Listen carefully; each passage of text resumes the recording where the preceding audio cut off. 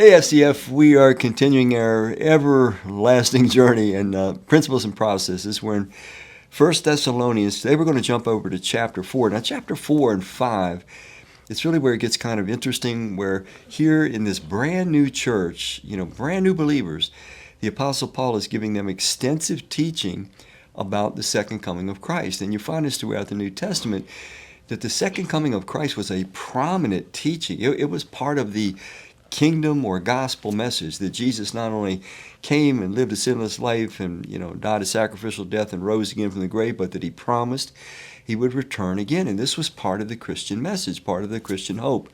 So we're going to really dig into some interesting passages today. We're all familiar with the term rapture, even though the word is actually not in the Bible. We'll look at one of what is considered the rapture passages, and we'll talk a little bit about that. Well, here we go. 1 Thessalonians chapter 4, we're just going to read two verses to start with today. Verse 13 and 14.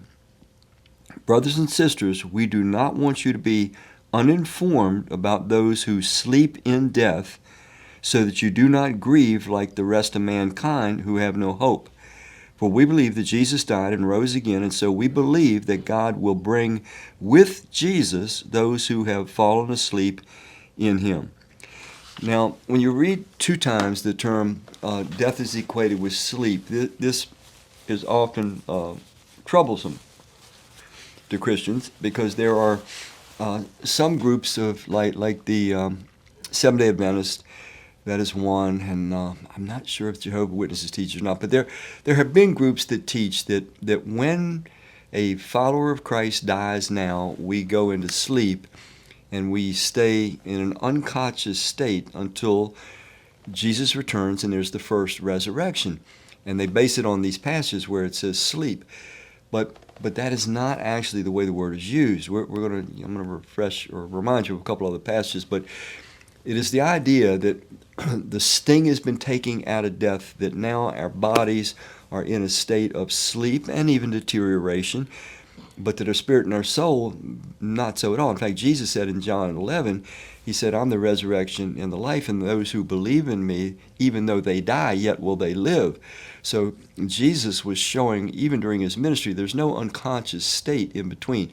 The Apostle Paul in 2 Corinthians chapter 5, verse 8, he says, to be absent from the body is to be present with the Lord. No unconscious state. Immediately absent from your body, your spirit is present with the Lord.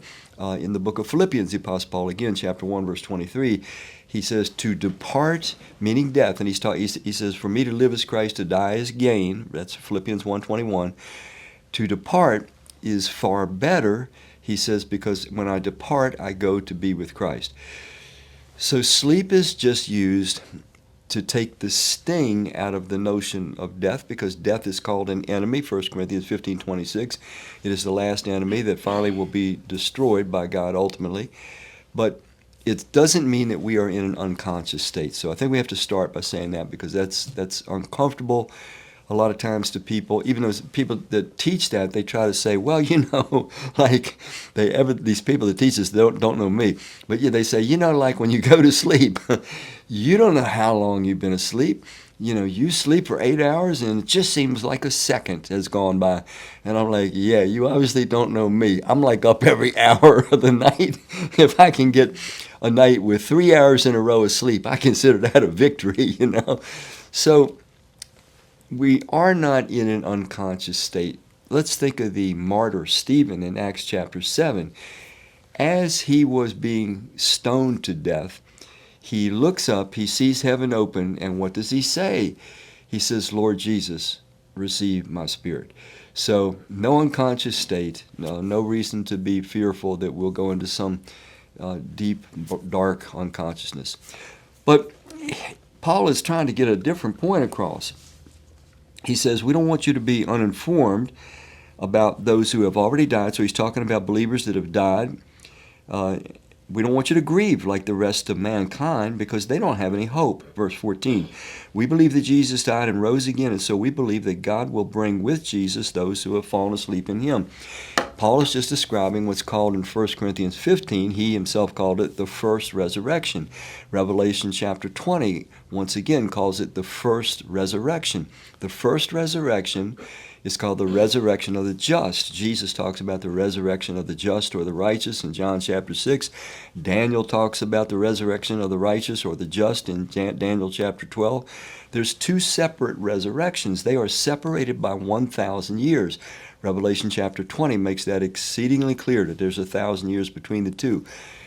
But when Jesus returns, that is when that first resurrection takes place. So we're going to read about that more extensively tomorrow because the passage kind of depicts what it will look like. But what Paul is trying to stress is that even when we lose loved ones that have become followers of Christ, we haven't really lost them. It might feel very painful for us, very heartbreaking, but the time element from their side, those that are in spirit with the Lord, it probably seems like a millisecond, though it may actually be in earth years, 10, 20, 30, 40, 50 years. But we have hope of reunions. Now, inevitably somebody thinks, but what about if my friend, my family member was not a follower of Christ? Well, that's where we have to leave these things to God.